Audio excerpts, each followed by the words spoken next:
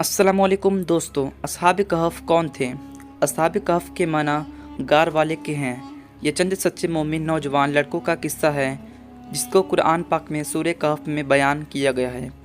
आज से सैकड़ों साल पहले किसी मुल्क में एक मुशरिक और जालिम बादशाह था।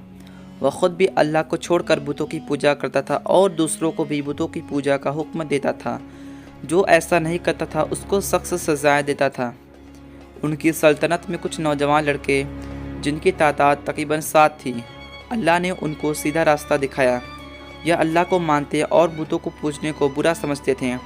उनके माँ बाप ने उनको बहुत समझाया कि बादशाह को अगर ख़बर हो गई तो तुम लोगों को कत्ल करा देगा, लेकिन उन बच्चों के दिल में अल्लाह की मोहब्बत घर कर गई थी। माँ बाप की भी न सुनी और अल्लाह की तारीफ़ एलानिया करने लगे। आखिर एक दिन बादशाह को खबर पहुंच गई। लड़के डर की वजह से एक पहाड़ की गार में जाकर छुप गए। उनके साथ उनका कुत्ता भी था, वह भी साथ चला गया। दोस्तों, जब कोई शख्स अल्लाह का हो जाता है तो अल्लाह भी उसकी मदद करता है।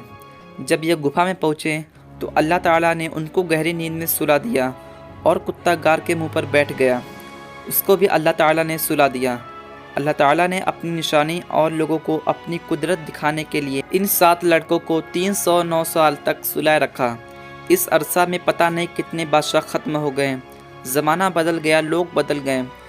309 साल बाद अल्लाह ताला ने उनको थोड़ी देर के लिए जगाया। उन लड़कों को ऐसा लग रहा था कि वह जैसे अभी सोए थे। उन्होंने देखा कि सब चीज़ें उसी तरह मौजूद हैं जिस तरह वह सोए थे। कुत्ता भी उसी तरह गुफा के मुँह पर बैठा हुआ था। उनको भूख लगी तो उन्होंने अपने कुछ साथियों को सिक्के दिए कि छुप छिपा कर किसी तरह बाज़ार जाकर कुछ खाने के लिए लाओ। जब ये साथी बाज़ार गए तो वहाँ की हर चीज़ बदल गई थी। दुकान पर पहुँचे, खाना खरीदा। जब वो सिक्का दिया तो लोगों को बहुत ताज्जुब हुआ कि यह सिक्का तो आज से 300 साल पुराना है और यह फला बादशाह के वक्त में चलता था। उस बादशाह को मरे हुए कई 100 बरस बीत गए हैं। लोगों को शक होने लगा कि कहीं कोई ख़जाना तो इनके हाथ नहीं लग गया। और फिर आहिस्ता आहिस्ता यह बात उस वक्त के बादशाह को पहुंच गई। यह बादशाह बहुत ईमानदार था और अल्लाह को और रोज़े क़यामत को मानता था। उसने उन लड़कों को अपने दरबार में बुलाया और सारा किस्सा सुना। बादशाह को और हाज़िरीन को बहुत ताज्जुब हुआ। अगले दिन बादशाह अपने दरबारियों के साथ उस गार तक गया। उन्होंने उन लड़कों को सोता हुआ देखा। उनकी आँखें खुली हुई थी मगर जिस्म सो रहे थे। बादशाह और उनके दरबारियों पर एक वहशत तारी हो गई और वापस चले आए। यह लड़का भी जो खाना लेने आया था गार में दाखिल होते ही अपने साथियों के साथ मिलकर सो गया। बादशाह और उनके दरबारियों को और यकीन हो गया कि अल्लाह ताला बड़ी ताकत और कुदरत वाला है। मरने के बाद वह इसी तरह ज़िंदा करेगा जिस तरह इन गार वालों को किया है। यह लोग उसी गार में क़यामत तक सोते रहेंगे।